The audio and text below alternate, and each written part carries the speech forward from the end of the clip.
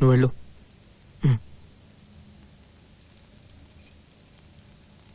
ఏ నిర్ణయించుకున్నారు?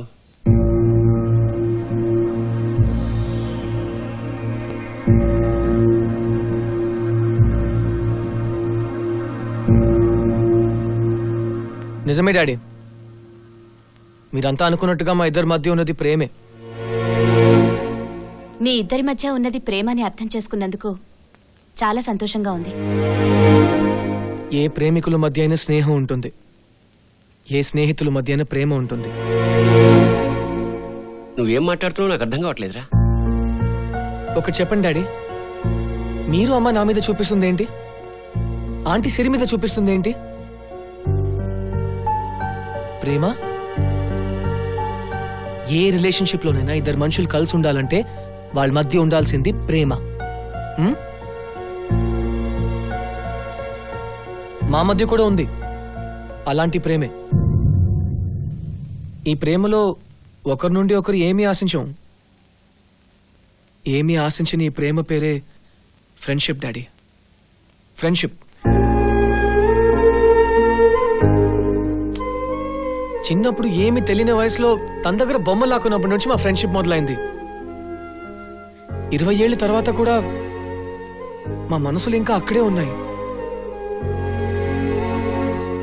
అదే బొమ్మ నేను ఒక అబ్బాయి దగ్గర లాక్కొని జీవితాంతం వాడు నా ఫ్రెండ్ గా ఉంటానంటే మీరు కాదనరుగా? సిరి కేవలం అమ్మాయి కాబట్టే కదా డాడీ మీ ప్రాబ్లం.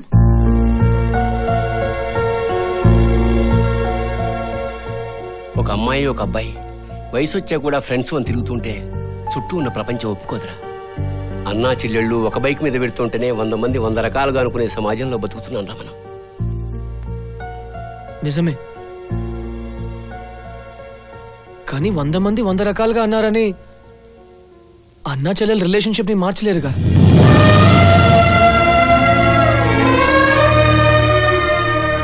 అన్నా చెల్లి, తల్లి కొడుకు, తండ్రి కూతురు, ఇవన్నీ స్వచ్ఛమైన రిలేషన్షిప్స్ గా చూస్తున్న సొసైటీ ఓ అమ్మాయి అబ్బాయి మధ్య ఉన్న ఫ్రెండ్షిప్ ని మాత్రం ఎందుకలా చూడలేకపోతున్నారు?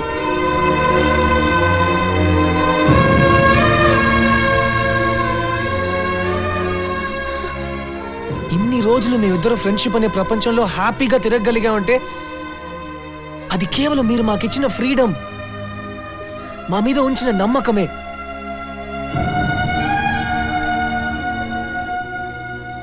చిన్నప్పటి నుండి స్కూల్లో, కాలేజ్లో, మ్యూజిక్లో, లవ్లో, ఆనందంలో, బాధలో, నా లైఫ్లో ప్రతి చోట సిరి నాతోనే ఉంది. నేను సిరితోనే ఉన్నాను. ప్రతిదీ షేర్ చేసుకున్నాం.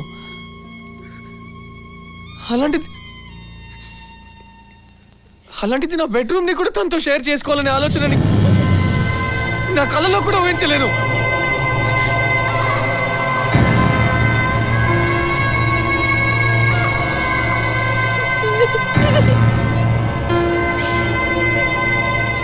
ఊహ తెలిసినప్పటి నుంచి అమ్మా అమ్మ అనేది ఎంత నిజమో,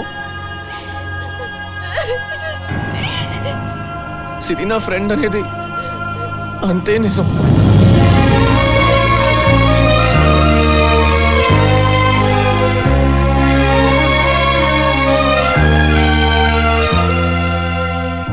మీరు వేసుకునే డ్రెస్సులు, ఎంచుకునే జాబులు చూసి ఈ జనరేషన్కి లైఫ్ మీద క్లారిటీ లేదు, ఎప్పటికి మారతారో ఏమో అనుకునేవాడిని.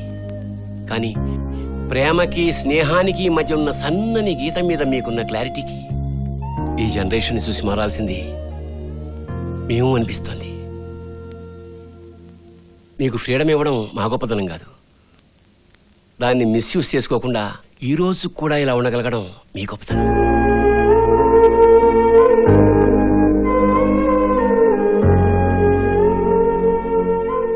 ఒక అమ్మాయి అబ్బాయి జీవితాంతం స్నేహితులుగా ఉండలేరు అని నమ్మే సొసైటీలో ఉన్నాం కాబట్టి మిమ్మల్ని అర్థం చేసుకోలేకపోయాం. మీ ఫ్రెండ్షిప్ కూడా ఒక రిలేషనే అని నాకు అర్థమైందిరా.